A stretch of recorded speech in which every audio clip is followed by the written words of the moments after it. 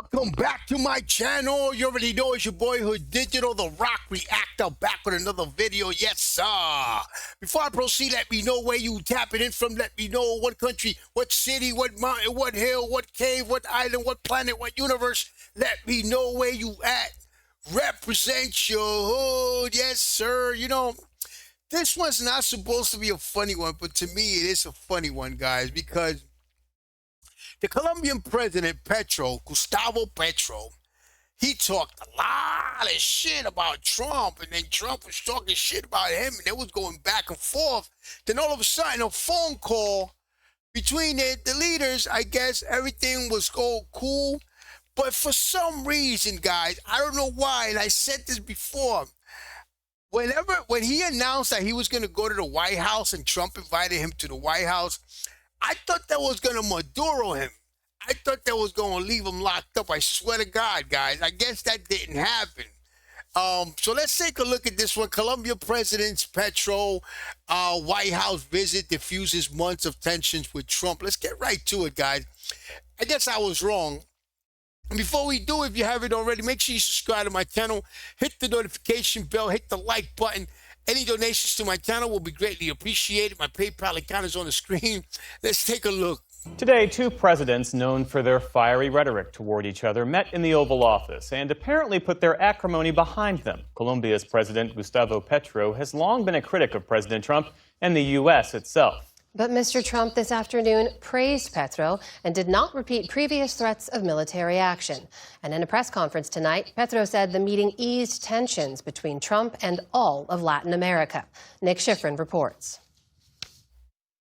Today at the White House, a Colombian president who for decades criticized what he calls American imperialism was all smiles for the man he recently dubbed a would-be king. President Trump greeted Gustavo Petro warmly, offered a personal tour of what he's labeled the Presidential Walk of Fame, and wrote Petro a letter, a great honor, I love Colombia, and inscribed his art of the deal, you are great. I thought he was terrific. You know, he's very good. You get along great. Tonight, Petro said the meeting diffused regional tensions. He gave me a red cap that said, Make America Great Again. And I wrote with a pen and put an S and said, Make America's Great.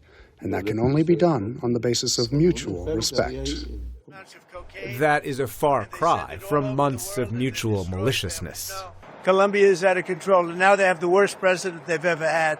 He's a lunatic who's got a lot of problems, mental problems. See, Trump changes the tune quick as hell, yo.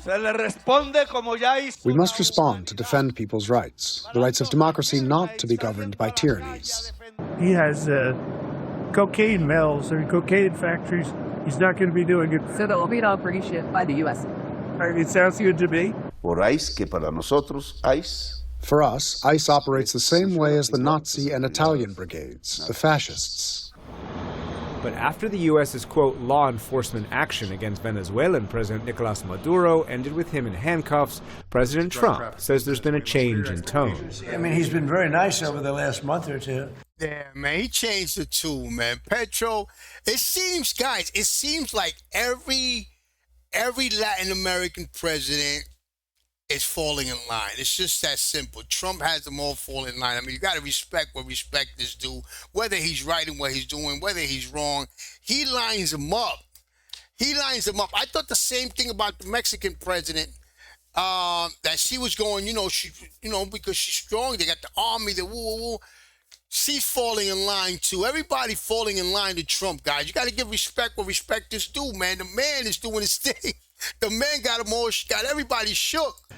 He was certainly critical before that, but somehow after the Venezuelan raid, he became very nice. He changed his attitude very much. You see?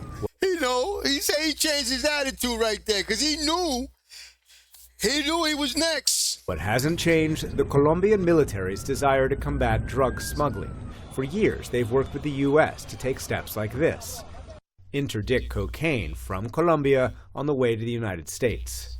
The Trump administration's solution was military, dozens of strikes on alleged drug boats. Petro described that as murder. And his solution, voluntary eradication, letting farmers themselves rip up the root of the problem. It doesn't interest us We don't want it because we know there's no future or way forward there for us. The theory is not wrong. The problem is it's never worked in practice.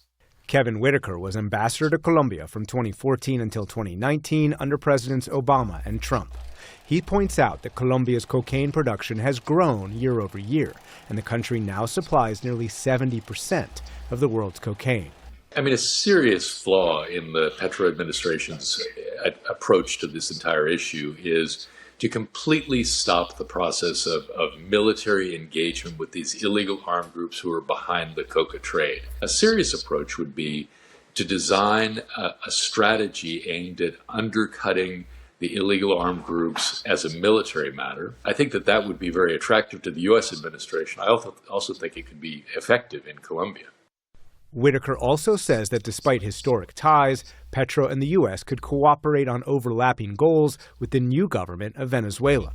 The U.S. has forced that government to stop exporting oil to Cuba, and now, under U.S. pressure, Mexico could also cut off its own supply to Cuba. It's a failed nation now, and they're not getting any money from Venezuela, and they're not getting any money from anywhere. It's a failed nation. Mexico is going to cease sending them oil. But we are dealing with the Cuban leaders right now. Since the Cuban Revolution, the country... Cuban is not going to have any other choice but to fall in line with Trump. They're not going to have any other choice at all. Has relied. They could say whatever they want to say. They all say that they'd rather die. They're going to die fighting, this and that. No, you're not. You are going to talk to Trump and you're going to cooperate. On an outside patron. It first lost the Soviet Union and now Venezuela. People have been predicting the end of the Castroid regime in Cuba for many, many years. Since he died. It's hard to think that this will be the time when it will really make a difference. But petroleum is very important to the economy. And if they lose the flows both from Mexico and from Venezuela, that's going to hurt economically. And Cuba and the region will remain under enormous U.S. pressure that today brought a former guerrilla fighter to the seat of U.S. power. For the PBS NewsHour, I'm Nick Schifrin. Guys, and I'm totally for Trump working with Petro to try to eradicate all those Colombian cartels bringing drugs, because they're not just bringing drugs into the United States. Most of them are going to the United States and Europe, but a lot of them are going to all of our countries. In my country, we got a drug problem also. So drug problem is a drug problem, which fucks up the whole society, fucks up the community. You got criminals running around stealing shit to do drugs, and it destabilizes family. You got young kids doing drugs. So I'm all for it, guys. I'm all for it. And I'm just glad everybody's falling in line with Trump. And we'll see what happens, guys. You already know, man. Subscribe to my channel, hit the notification bell, hit the like button. Any donations to my channel will be greatly appreciated. My PayPal account is on the screen. I just thought Petro was really going to get locked up. I think we're going to put him in the same cell with Maduro. That's what I thought. Guys, peace, love, and God bless. Thanks for watching.